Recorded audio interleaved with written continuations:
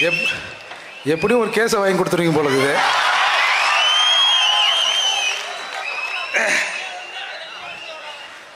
சாதிவாரி கணக்கெடுப்பும் பஞ்சமர் நிலமீட்பும் குறித்து இன்றைக்கு நடந்து கொண்டிருக்கிற இந்த பேரணி மற்றும் பொதுக்கூட்டத்தின் தலைவர் எங்கள் அண்ணன் செந்தமிழன் சீமான் அவர்களுக்கு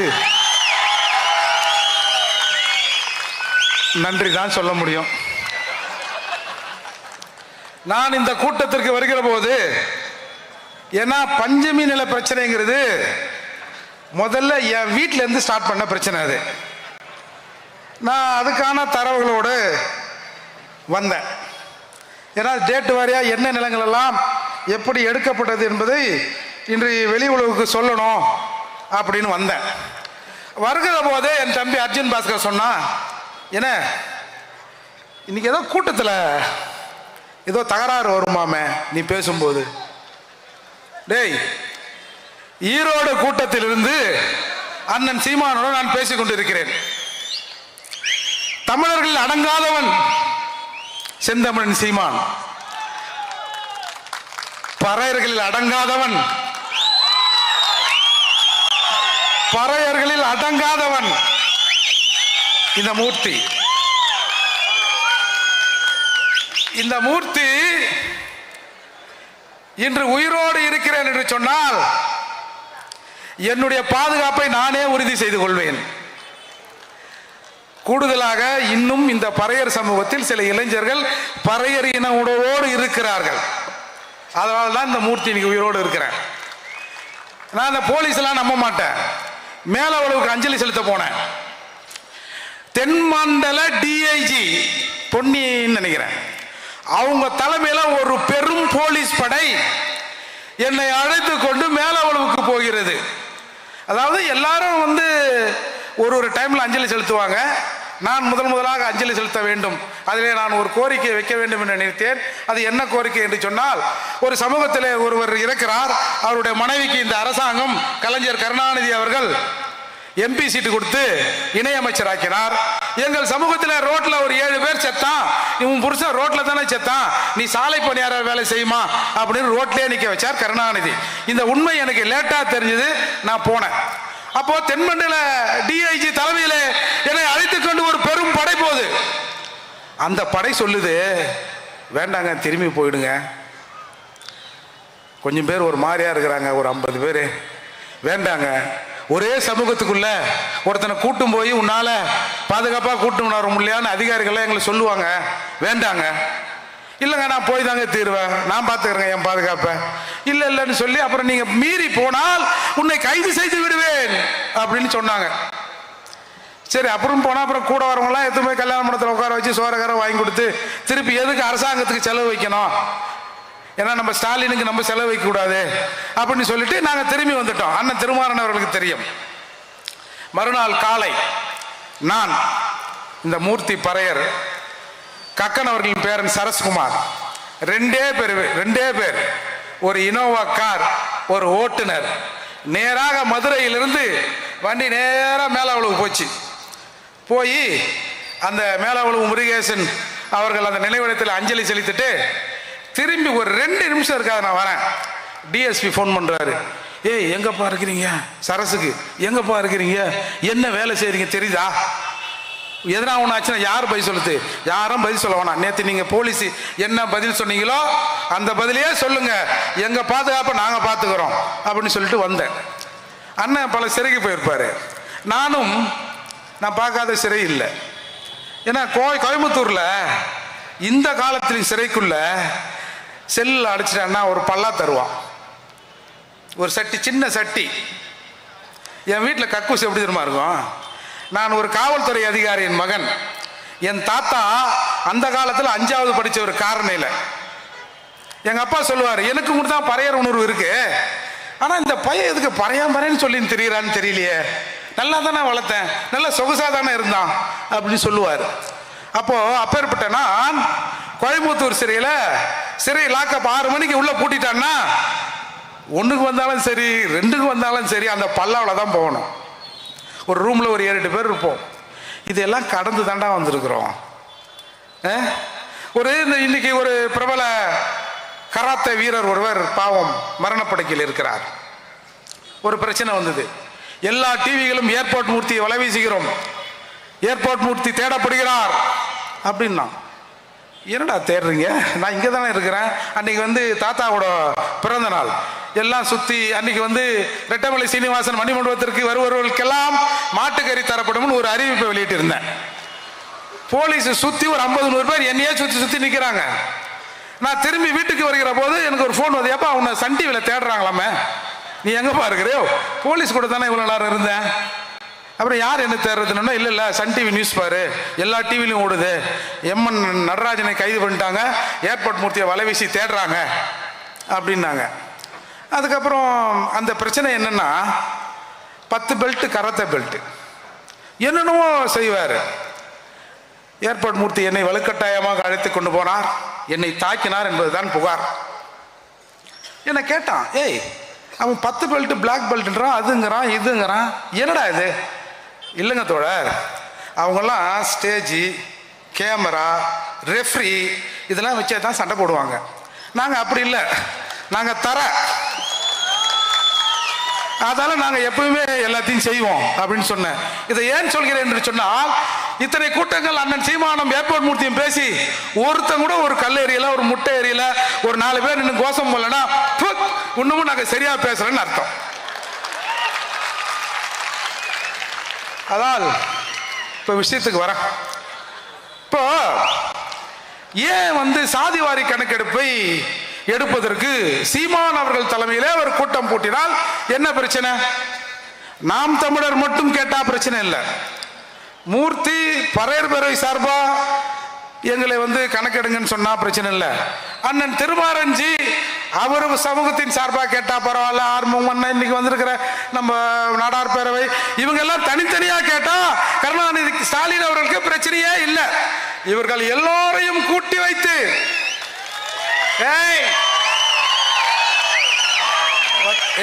எட்றாங்களா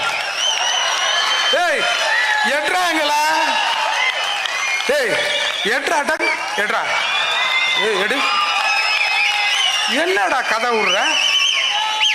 இன்னைக்கு மருத்துவர் ஐயா கேட்கிறாரு, அன்புமணி மருத்துவர் அன்புமணி கேட்கிறாரு, வட தமிழகத்தில் 2 பெரும் சாதிகள், ஒன்று பறையர், இன்னொன்று வன்னியர்.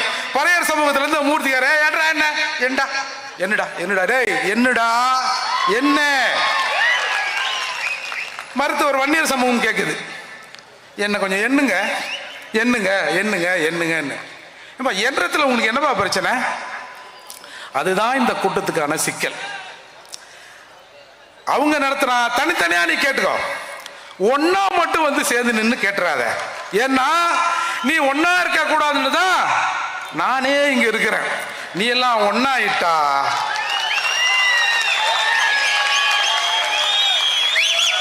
ரொம்ப தூரம் இல்லை, இதோ இருக்கிறது ஓங்கோல்.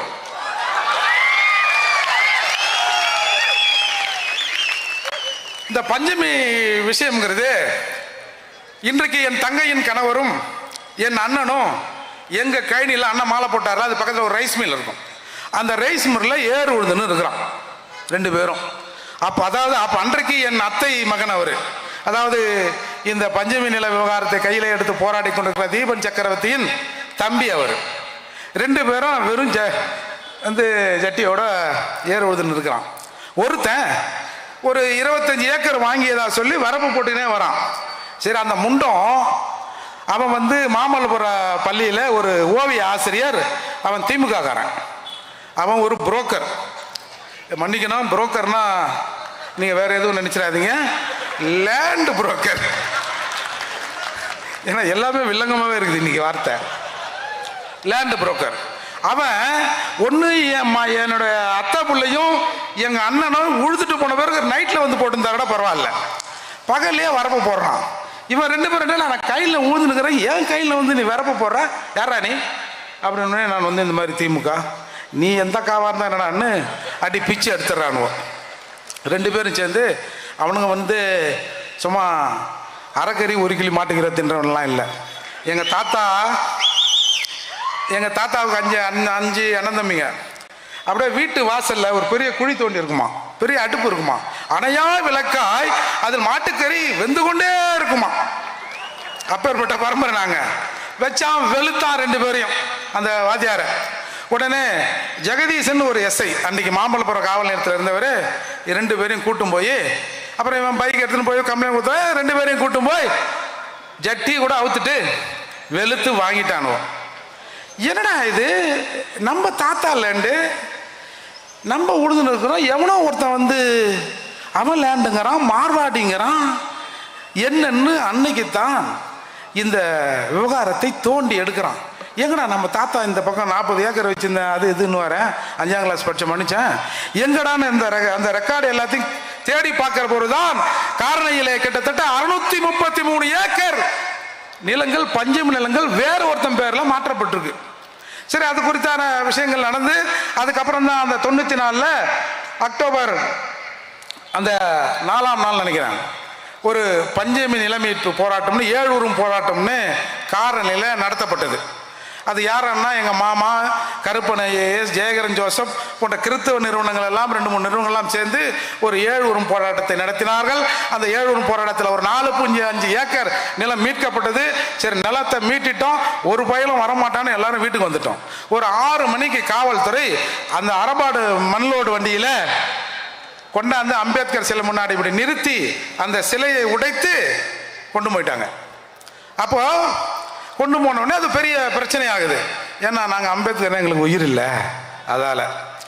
அப்போ ஆகஸ்ட் 10 அந்த செங்கல்பட்டு மாவட்ட ஆட்சியர் அலுவலகத்தில் போய், ஐயா அந்த உடைச்சி எடுத்துன்னு போனீங்களா அந்த அம்பேத்கர் சிலை, அந்த சிலையை கொடுங்க, எங்கள் நிலத்தை பற்றி நீங்கள் என்ன சொல்ல வரீங்க அப்படின்னு ஒரு பெரும் திரள் கூட்டம் அந்த கலெக்டர் ஆஃபீஸில் நின்றுது. அன்றைக்கு கலெக்டராக இருந்தவர், துணை கலெக்டராக இருந்தவர் சிவதாஸ் மீனா என்று சொல்லப்படுகிற ஒரு பட்டியல் சமூகத்தை சார்ந்த கலெக்டர் தான் இன்னைக்கு அங்கே இருக்கிறார். அவருக்கு தமிழ் தெரியல. போன எங்காலுக்கு தமிழை தவிர எதுவுமே தெரியல இவங்களுக்கும். அவங்க ஒன்று சொல்ல இவங்க ஒன்று சொல்ல பிரச்சனையாகி தள்ளுமுள்ளாகி துப்பாக்கி சூடு நடைபெற்றது. 2 பேர் இறந்தாங்க. ஜான் தாமஸ், ஏழுமலை 2 தியாகிகள் அந்த மண்ணில உயிரை விட்டு இறந்தார்கள் துப்பாக்கி சூடுல.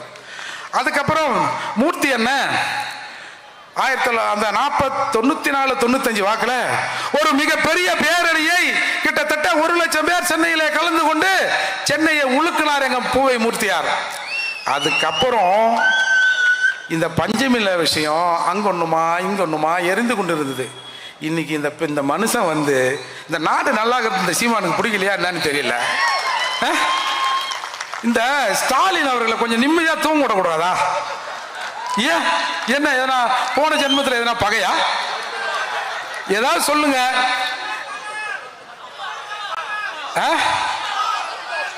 பகை இருக்கோ? ஏதாவது திருச்செந்தூர்ல போய் ஏதாவது ஒரு யாகத்தை பண்ணி ஒரு பரிகாரத்தை வேணா பண்ணி விட்டுருவோமா? எதுக்கு? பாவம் அவரே உடம்பு சரியில்லாம இருக்கிறான்றாரு.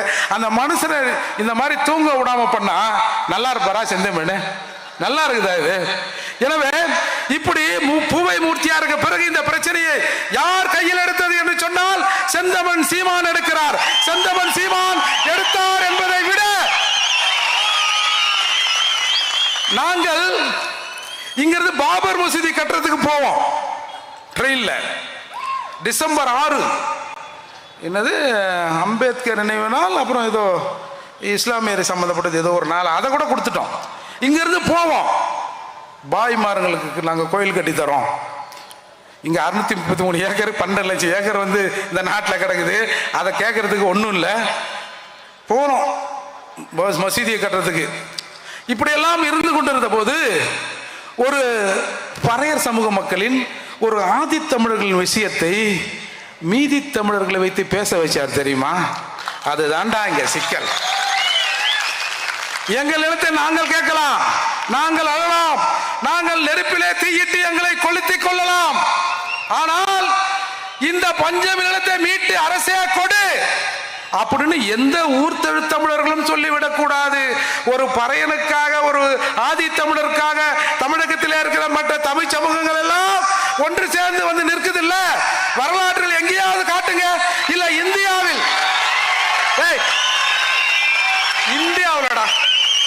இந்தியாவில் ஒரு பட்டியல் சமூக மக்களின் பிரச்சனைக்காக பட்டியல் சமூகத்தோடு அந்த கோரிக்கைக்கு ஆதரவாக மற்ற சமூகங்கள் போராடி இருக்கிறது அப்படின்னு ஒரே ஒரு சான்ற காட்டு. அண்ணன் சீமான நாளைக்கு அதை விட்டுற சொல்ல, ஏற்கனவே ஒருத்தர் பண்ணிட்டாரு போதுன்னு. ஆக இப்ப இந்த பிரச்சனை வருமா வராதா? இன்றைக்கு பஞ்சமி நிலங்களை எடுங்க அப்படின்னு மூர்த்தி பறையர் கூட அண்ணெல்லாம் திருமாற அண்ணெல்லாம் உட்காந்து பேசி, நாங்கள் கூட பெரிய மீசை வச்சிருந்தா அப்படி இருக்குன்னு பார்த்தோம். ஏன்னா சினிமாலாம் காட்டுறாங்களா அண்ணன் சொன்ன மாதிரி, ஓ அப்படித்தான் பொழுகுதுன்னு பார்த்தா எங்களை மாதிரி தான் அவங்களும் இருக்கிறாங்க பொழுகுது. நாங்க தான் ஏதோ ஆதி தமிழர் அந்த தமிழர் ஏதோ நொந்து போனவன் எங்களை இந்த அரசாங்கம் இப்படி செய்கிறது என்று சொன்னால் தமிழகத்தில் இருக்கிற எல்லா தமிழனையும் தான் இவர்கள் இப்படி செய்கிறார்கள் என்று சொன்னால் இவர்கள் தமிழராக இருப்பார்களா அப்படின்னு மட்டும் பாருங்க. ஏன் செந்தமன் சீமானுக்கு வந்து இந்த ஆதி தமிழர் நிலத்தை வந்து எடுத்து கொடுக்கணும், இதுல இருக்கிற எல்லா தமிழரையும் சேர்க்கணும் என்ன வந்தது? என் ரத்தம் என் ரத்தம் துடிக்கிறது, அந்த ரத்தம் இதை அமுக்க பார்க்கிறது. அதால இந்த மாதிரியான இடையூறுகள்லாம் இருக்கத்தான் செய்யும். நீங்க இப்படி போய் நேரா ஸ்ட்ரைட் போய் லெஃப்ட் ஏத்தினா ஒயின் ஷாப் இருக்கும். போன ஞாயிற்றுக்கிழமை இந்த ஒயின் ஷாப்ல என்ன சேல்ஸ் ஆச்சுன்னு பாருங்க.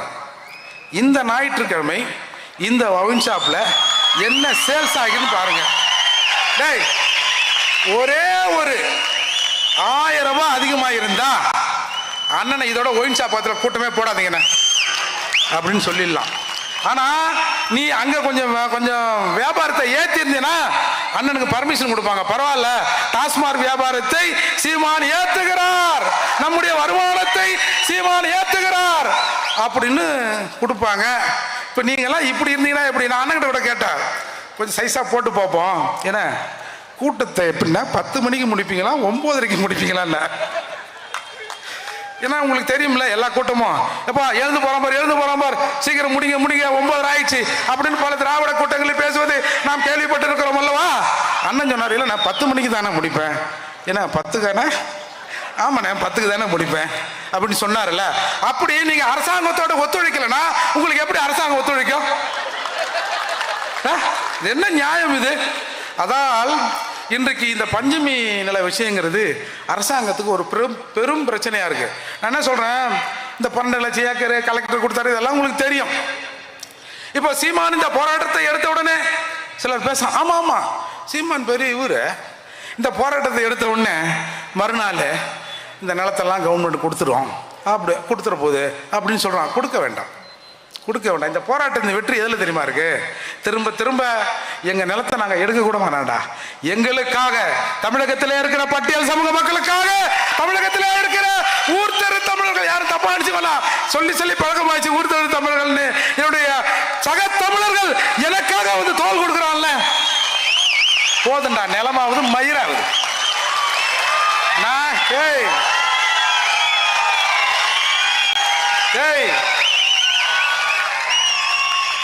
நாங்க பிரிச்சு கொண்டாத பிரிக்கின்ற காலம் வரும். அப்போ கன்சிராம் சொன்னாரு, சாதிகளாய் சேருவோம், சாதியாய் சேருவோம், சாதிகளாய் சேருவோம் சொன்னாரு. அப்போ தமிழர் நிலத்தை, தமிழகத்தில் இருக்கிற தமிழ்நாட்டின் வளங்களை எல்லாம் தமிழர்கள் பிரிச்சு கொள்வோம். நீங்க ஒன்னும் கவலைப்படாதீங்க, உங்களுக்கு உரிய பங்கும் உண்டு. நீ 1% அதுக்கு கீழேயா அண்ணன் கிட்ட சொல்லி, என்ன பாவம் ஒரு 1% கொடுப்போம்ல. என்னவோ தெரியாமையோ நம்ம தமிழ்நாட்டை என்னவோ பண்ணிக்கின்னு வச்சாங்கல்ல, ஒரு 1% இடஒதுக்கீடு கொடுப்போம்னா, கன்சிராம் 100% கொடுன்னு சொல்லியிருக்காருன்னு சொல்லி உனக்கும் நாங்கள் இடஒதுக்கீடை வாங்கி தருவதற்கு அன்போடு காத்திருக்கிறோம் நண்பா, அன்போடு காத்திருக்கிறோம். ஆனா இந்த இது சரி, பஞ்சமி நிலமாவது எங்க பிரச்சனை? சரி, இன்னைக்கு வந்திருக்காங்க. ஆனா இங்க இருக்கிற தமிழர்களை என்ன இதோட விட்டுறக்கூடாது. தொடர்ந்து பட்டியல் சமூக மக்களுக்கான பிரச்சனைகள் வருகிற போது எங்கள் அண்ணன்மார்களை கூப்பிட வேண்டும். ஏன்னா எங்க அண்ணன்மாரெல்லாம் கொஞ்சம் மோசமானவங்க போல இருக்குது அப்படின்னு நான் கூட தான் நினைச்சிருந்தேன். அப்புறம் முதல்ல நம்ம மருத்துவர் அவர்கள் கூட்டத்தில் உட்கார்ந்து பேசும்போது தான் என்ன ஒருத்தன் இந்த செல்வகுமார் அண்ணன் ஒருத்தர் இருக்காரு. இந்த வேங்க வயல் பிரச்சனையில் நான் ஏதோ சொல்லிவிட்டேன்னு சொல்லிட்டு ஏகப்பட்ட பிரச்சனையாக இருந்தது. அப்புறம் அந்த கூட்டத்தில் உட்காந்து பார்க்குறேன், ஏன்னா அண்ணன் பேசுகிறாரு. நம்ம தான் தப்பாக நினச்சிருந்தோமோ? அது மாதிரி தான் இன்றைக்கி பல சமூக தலைவர்களை நாங்கள் வேற்றுமையாக தான் நினச்சிருந்தோம். இதை நினைக்க வச்சான். அப்படி இல்லைப்பா, எல்லாரும் ஒன்று தான்பான்னு அண்ணன் சீமான், அன்புமணி போன்றவர்கள் இன்றைக்கு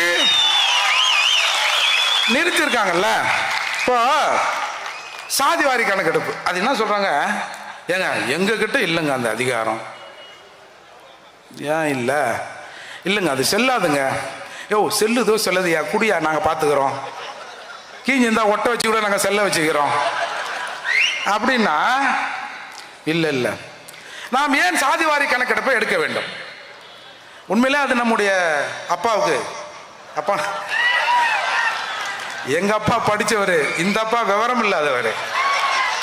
நீங்கள் போய் சத்தியமாக நான் சொல்கிறேன், நீங்கள் போய் sir what do you mean by that senses, இல்லை தமிழில் கூட இந்த கணக்கெடுப்பை பற்றி உங்களோட கருத்து என்ன? கணக்கு யாருக்கு தெரியும்? எவன் கணக்கை எவன் வச்சுருக்கான்? ஏதோ அரசாங்கத்தில் சம்பளம் வந்தால் அந்த கணக்கு அக்கௌண்ட்டில் இருக்கும், தனியாக அந்த அக்கௌண்ட் எங்கே இருக்கும்? அந்த கணக்கு எங்கே இருக்கும்? என்னைக்காவது ஒரு நாள் என்னை கூப்பிட்டு விசாரணைன்னு சொன்னேன்னா, என் வீட்டில் இருக்கிறவங்களாம் மாட்டிட்டான்னா என்ன ஆகுது? அதனால என் கணக்கு பல இடத்துல இருக்கும் அப்படின்னு சொல்லுவார்னா கூட சொல்லுவார். முதல்ல சாதிவாரி கணக்கெடுப்பு அப்படின்னா என்னன்னு தெரிஞ்சுக்கணும்.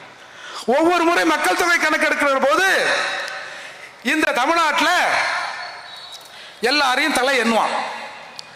எஸ்சி ஆகிய எங்களை, பட்டியல் சமூக மக்கமாக எங்களை, பறையரை, பல்லரை, இன்னொருத்தரை எல்லாரையும் வீட்டுக்கு வருவான். உங்கள் வீட்டில் எத்தனை பேர் இருக்கிறீங்க? இதெல்லாம் மூர்த்தியா? என்ன படிச்சிருக்காரு? சரி, என்ன படிச்சிருக்காரா? என்ன சம்பளம்?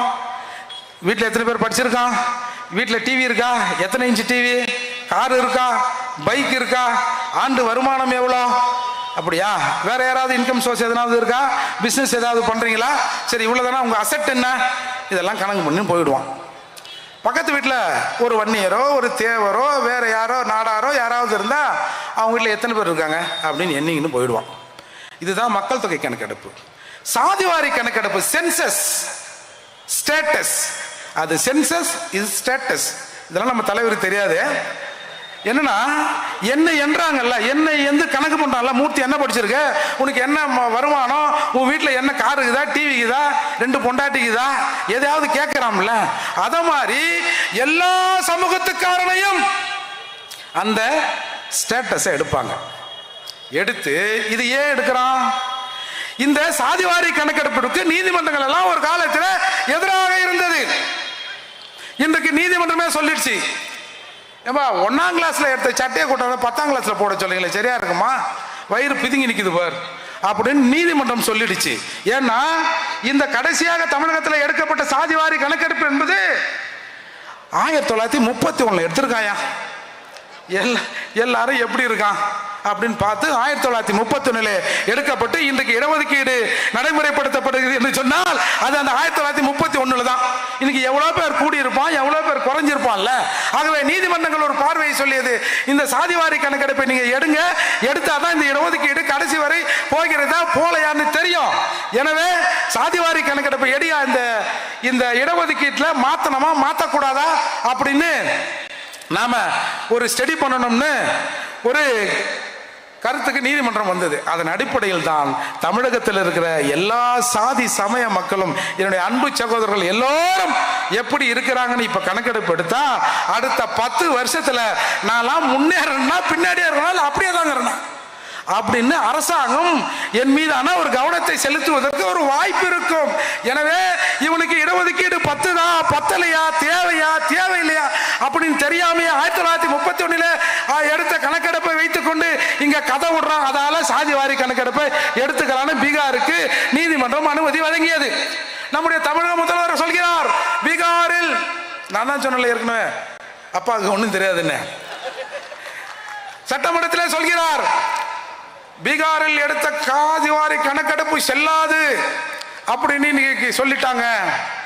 எப்பா சரியா கேட்டியாப்பா? என்னப்பா இப்படி சொல்ற?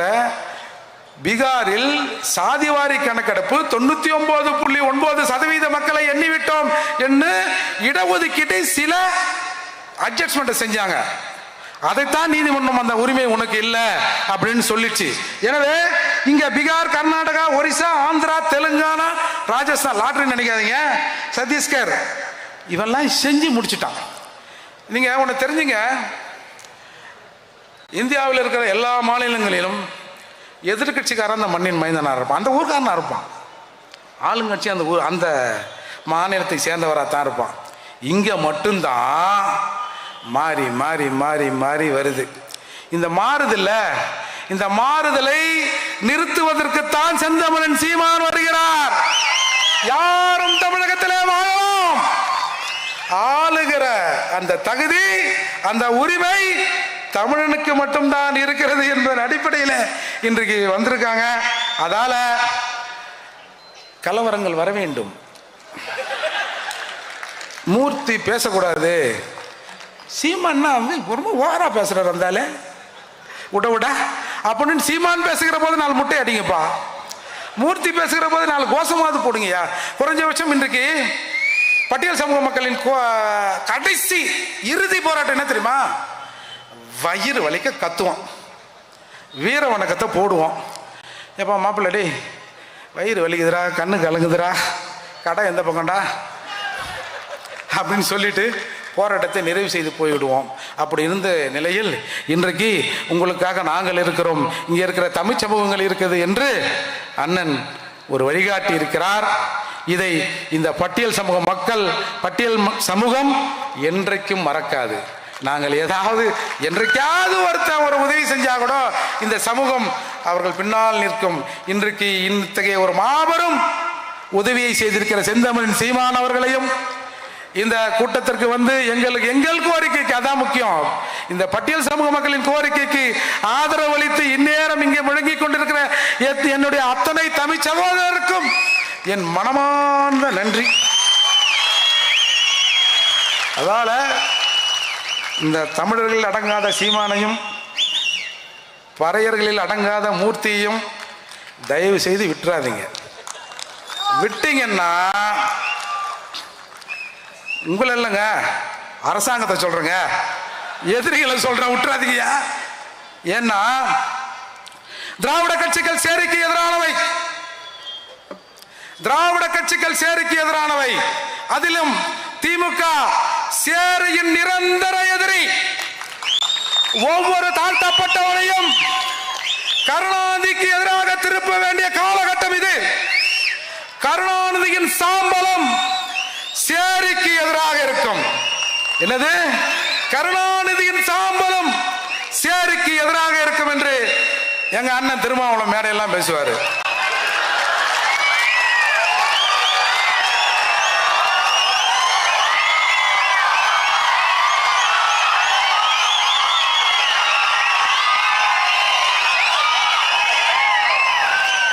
திராவிட கட்சிகள் சேரிக்கு எதிரானவை, அதிலும் திராவிடம் என்று பெயரால் வருகிற எராமிச சொராமிச அவன் வந்தவன் போன இவன் எல்லாரும் சேர்த்து திமுக இன்னமும் சேரியின் நிரந்தர எதிரியாக இருக்கிறது. திமுகவின் சாம்பலம் சேரிக்கு எதிராக இருக்கும் என்று இந்த தம்பி மூர்த்தி இன்னைக்கு பேசுறல்ல, இதுதான்டா திராவிடம். ஒரு 2 நிமிஷத்துல ஒண்ணே சொல்லிடுறேன். திராவிடம், நான் உண்மையிலே வேற ஏதோ பேசணும் தான் வந்தேன். ஏங்க திராவிடம் என்ன தெரியுமா பண்ணுங்க? I know you are PM. நீ பிஎம்னு தெரியும். நீ பிக்னிக் மினிஸ்டரா, பிரைம் மினிஸ்டரா? மிஸ்டர் ராஜீவ், என் கேள்விக்கு பதில் சொல்லிவிட்டு போ. வன்னி புலி கேட்கிறேன். கூர்வாளுன்னா, போர்வாளுன்னா, ஈழத்து எப்பா என்னென்னவோ சொன்னானுங்க. கடைசியில அப்படி சொன்னவன மன்னிப்பு கேள், மன்னிப்பு கேள், மன்னிப்பு கேள், மன்னிப்பு கேள், கனிமொழியிடம் மன்னிப்பு கேள். யோ யார் அது? வைக்க குரல் மாதிரி இருக்குது. என்ன என்ன உனக்கு தெரியலையானே? புரட்சி புயல் வைகோ தானே? என்னையா சொன்னாந்தாலே? மன்னிப்பு கேள், மன்னிப்பு கேள், கனிமொழியிடம் மன்னிப்பு கேள். வாரிசு அரசியலுக்கு எதிராக கட்சியை உடைத்துக் கொண்டு வந்தார் வைகோ. 10, 15, 16 பேர் செத்தான். எந்துக்குறா நைனா உன்னை கட்சியை விட்டு எடுத்துட்டாங்க அப்படின்னு 16 பேர் செத்தான் நினைக்கிறேன். 15, 16. அவனுக்கெல்லாம் துரோகம் பண்ணிட்டு மன்னிப்பு கேள், மன்னிப்பு கேள், கனிமொழியிடம் மன்னிப்பு கேள்னு சொல்ல வச்சுட்டாங்க. பார்த்தீங்களா? இன்னொன்று தெரியுமா? சவுக்கு சங்கர் சொன்னார், எங்கள் அண்ணன் திருமாவளியின் பலம் அவருக்கு தெரியாது. ஏன்னா நாங்கள் 13% போட்டு தானங்க அவர் வந்திருக்காரு. அப்பா அவரை கோயில் யானையாக பயன்படுத்துகிறது திமுக அப்படின்னு சவுக்கு சங்கர் சொன்னார். அதால திராவிடம் நண்பர்களையும் நாசமாக்கிடும், எதிரிகளையும் நாசமாக்க துடிக்கும். பார்த்துங்க, ஏற்கனவே அண்ணன் பேசுவார், நான் அங்கங்கன்னு பேசுவேன். சரி இதுப்பா இதுப்பா பரப்பையப்பா விடுங்கப்பா அவனை அப்படின்னு கூட அவங்க நினச்சிருப்பாங்க. ஏன்னா நமக்கு எந்த லட்சுமியும் கிடைக்கல. இங்கே இருக்கிற அண்ணெல்லாம் கொஞ்சம் தடியாக இருக்காரு. நம்ம திருமாரஞ்சி நம்ம அண்ணன் கொஞ்சம் ஒல்லியாக இருக்காரு. பார்த்துங்க, அவ்வளோதான் நான் சொல்லுவேன். நாங்கெல்லாம் பயங்கரமான ஆளுங்க. நாங்கள் என்ன ஒன்றாலும் செய்வோம், காட்டியும் கொடுப்போம். கூட்டி கூட்டி கொடுப்பீங்களா? ஆனா எது கொடுத்தாலும் இந்த சீமான் கிட்ட மட்டும் ஏன் உங்க பருப்பு வேக மாட்டேங்குது?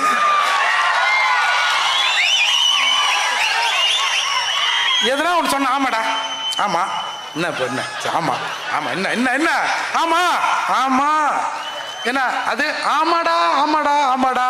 என்னடா இப்போ பிரச்சனை உங்களுக்கு? ஏய் ஏடா இருந்தாலும் இதை சொன்னா அடங்குவார்னு பார்த்தா ஆமா ஆமா ஆமா வேற எதனா இருக்குதா? இல்ல பேசுறதுக்கு பாயிண்ட் வேற எதுவும் தப்பா நினைச்சிருக்காருங்க. ஹே நீயா நீயா உங்க வீடா உங்க வீடா அப்படின்னு வேற அந்த மனுஷன் கேட்டு தொலைஞ்சிட்டாரு. அதால நாங்கள் ஒரு பக்கம் தமிழர்களை 11% மொக்கையாக்கி கொண்டு இருக்கிறோம். அண்ணன் சீமான் நெஞ்ச நிமித்து கொண்டு ஆமா ஆமா அப்படின்றாரு. என்னடா கதை இது அப்படின்னு இன்றைக்கு திராவிடம் கதி கலங்கி இருக்கிறது. எனவே நம்முடைய தமிழர்களை இந்த தமிழ் தேச அரசியலின் கடைசி நம்பிக்கை எங்கள் அண்ணன் செந்தமிழன் சீமான். 2026 சீமான் முதல்வராவாரா?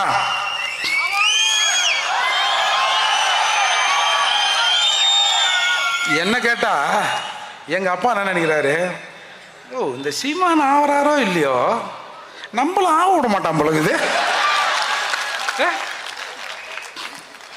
நம்ம பத்திரிகையாளர் மணி சொன்னார் 100 அல்சேஷன்களை அண்ணா அறிவாலயத்தில் வளர்க்கிறார்கள்னு.